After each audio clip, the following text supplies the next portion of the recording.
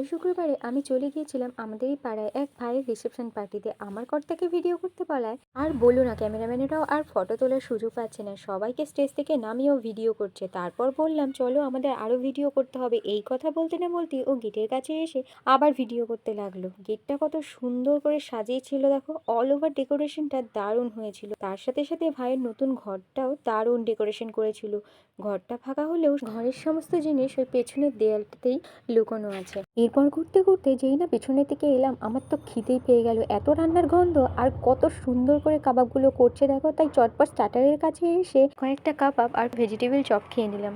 স্টার্টারের মধ্যে প্রত্যেকটাই ছিল আমার খুব পছন্দের।